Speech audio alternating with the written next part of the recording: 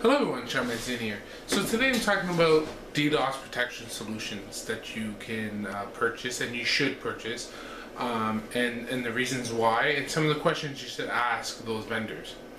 There are many vendors, some of the ones I can think of off the top of my head are Radware, DOS Arrest, there is Arbor Networks, and Cloudflare.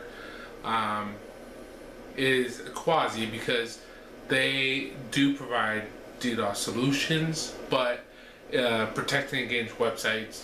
So I'm talking about the complete package of your entire network. The reason why you should be buying third-party denial of service attack protection is the attacks are getting bigger and bigger monthly, almost what it feels like.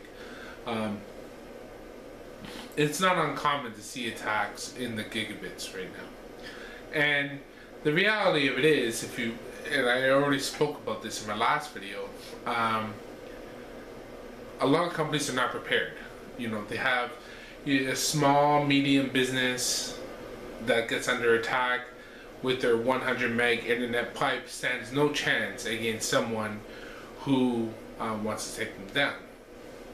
You can block and filter and use your ACL all you want, but when you have a 100 meg pipe and you're under an attack of 200 megs, your internet pipe is saturated, and good luck filtering and dropping at the server / firewall level.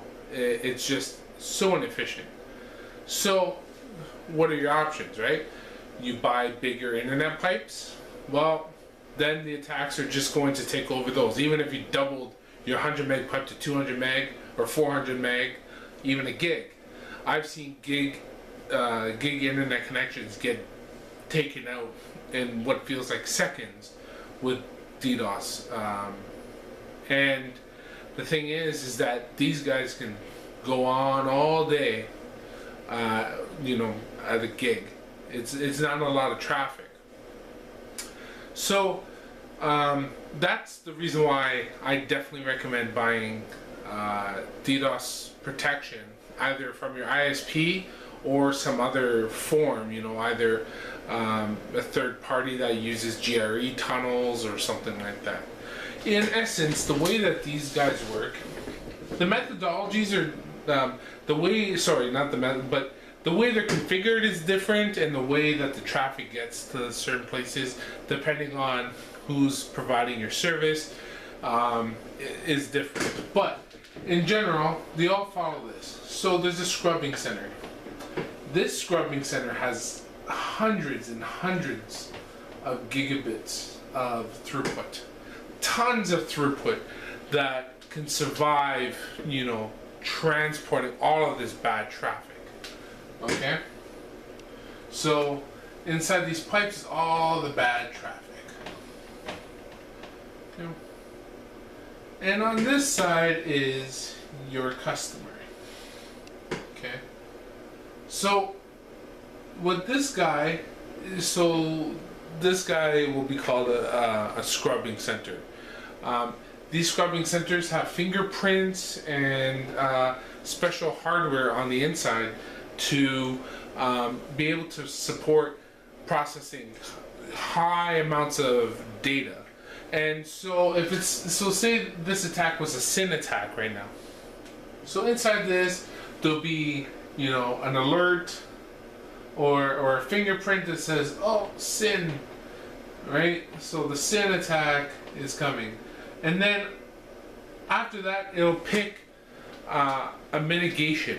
So most of these scrubbing centers have an auto mitigation that triggers based on attack, and it uses certain things. So maybe the SYN attack is coming.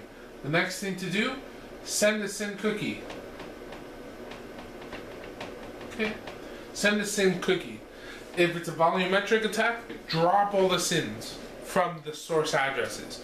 If this source address is sending 100 SYNs and never sends an ACK, right? Then blacklist it for 5 minutes, right? this device can do this, and it does the exact same functionality, something like, you know, your firewall all the way down here, right? But there's a difference. Here, hundreds of gigabits of data. Here, hundreds of megabits of data can be transferred. Second of all, if this attack traffic, remove the scrubbing center, is here, okay, the attack is at your front door. Okay, so picture you have a castle, okay, and they're all knocking at the front door. Wouldn't you rather stop them when they're in the fields type thing, so you have much more breathing room? You're not relying on this one door to stop and then not crumble or not, right? So, you know, this firewall is going to have to process all of this traffic. You know, you better hope that it has enough resources to do that. And to have a device that big, right, costs a lot of money. And on top of that, to have a bigger internet pipe costs money. So for maybe you know, less than $1,000 or $1,000 a month, you can probably, you know, protect your entire internet infrastructure. I mean, of course, there's a lot more, you know, in the few $1,000 range. You know, it really depends per month. But the question you got to ask yourself is, how much is it going to cost if I was down for a couple of hours? Now, how much is a DDoS attack going to cost me? If you're on an e-commerce site and your e-commerce site is down for an hour and you've lost, you know, $2,000 in revenue, is, you know, then it was definitely worth it, right? So it really depends. But this is becoming a must. So some of the things, depending on which provider you choose, you want to know who is behind protecting you, right? You know, how and how they're doing this. So are they doing it from an ISP perspective? It's somewhere in their core or their access layer or their internet peering, something like that. And you want to know if it's going to add any latency and stuff like that. But the one thing about choosing any vendor, it's not so much the vendor, any capable or competent vendor, if they say they're going to protect you against a DDoS, they're going to protect you against a DDoS, right? They have the technology. The technology is not really the problem. Who is supporting it? That's what I like. I want to know the support structure. Can I call you at 3 in the morning, right? And not wait for 6 hours for someone to wake up and call me back? Is it 24-hour support? Will I get alerts on low events, medium events, critical events? Will I get an update, you know, at the end of the month showing that the service is working, reports, stuff like that? That's what I look at. Because I want a monthly justification as to why I'm spending this $2,000 a month on my DDoS protection service, or any service for that matter, right?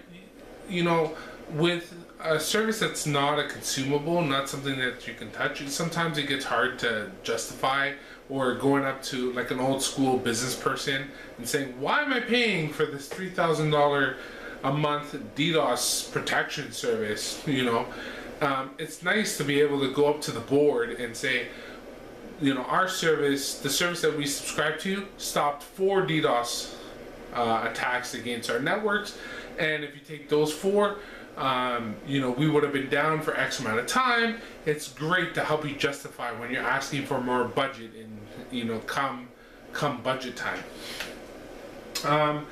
So the support the support is definitely a must, right? You want competent individuals that can help you out. What I would do is ask questions like, what's the biggest DDoS you've stopped, right? What mitigation what mitigation did you use? What was the outcome of that? Did they just null route the traffic and give up? So meaning that they take the IP out of routing, right? Pretty much finishing the job for the hacker, or did they actually mitigate the attack? Do they have data or success stories or something like that?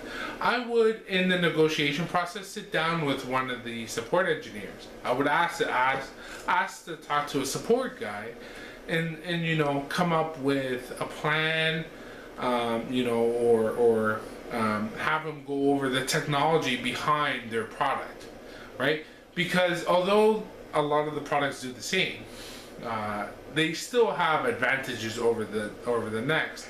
One thing that I'm highly interested in, and Arbor Networks is doing this, Radware is doing this. They're using big data and machine learning to gather intelligence on the you know, the forefront of DDoSes and stuff, and I really like that. So that's what I look for in a DDoS protection service. You must either have the ability to add this on the fly. Some ISPs, the majority of the ISPs, if you're under attack, you can ask for a DDoS protection service, and at the click of a few buttons, they're able to mitigate that for you. Of course, you'll have to, like, there'll be a pay. You have to pay, and I'm sure that it'll be more because, you know, you're calling as an emergency to have it. But I strongly suggest, when budgeting for your IT infrastructure, to have a third-party DDoS protection service. If you have any questions about this video or any one of my videos, please leave them in the comment section below. You can email me at sean@seanmancini.com and visit my website. Talk to you guys later. See ya. Bye.